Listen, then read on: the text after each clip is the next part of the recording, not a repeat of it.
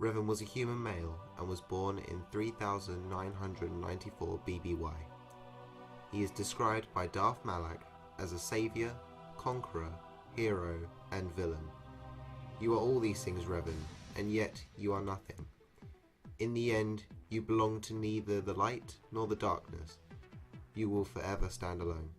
As a child, Revan was discovered as a Force-sensitive being and was accepted into the Jedi Order.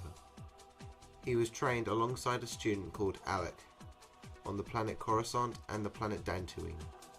Sometime before the year 3964 BBY, Revan earned the title of Jedi Knight. Both Alec and Revan were known as being among the most promising members of the Jedi Order. When the threat of the Mandalorians first arose, both Revan and Alec were eager to fight back, but the Council thought it best to move with care.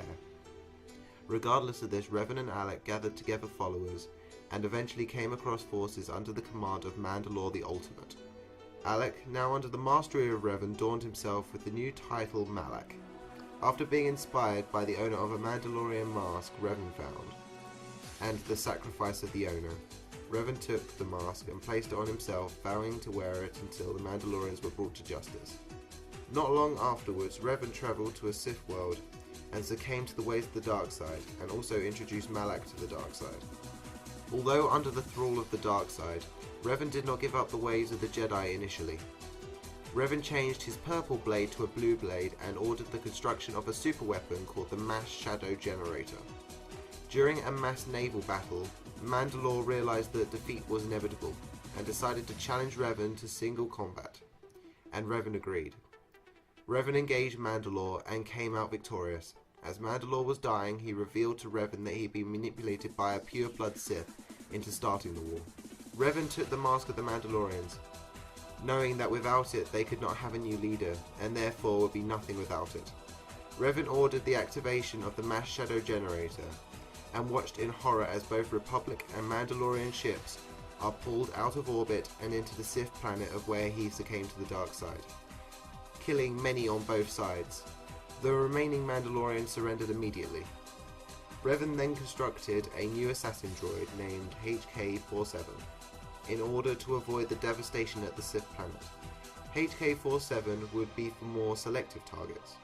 After hiding the mask of the Mandalorians, both Malak and Revan travelled alone to a planet that they discovered to be the site of a ritual by a Sith called Vitiate. He had wiped the planet of all life and the Force itself.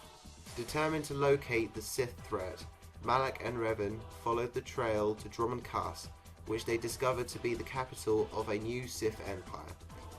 Undercover for many months, they learnt all they could about Vitiate, and then eventually made their way to confront Emperor Vitiate in Kaas City. When they arrived in the throne room, the Emperor reached out and dominated their minds, turning both Malak and Revan into his servants. He ordered them to make use of the Starforge, and to report back when they had crushed the Republic's resistance. However, when they boarded the Starforge, they broke free of the Emperor's control.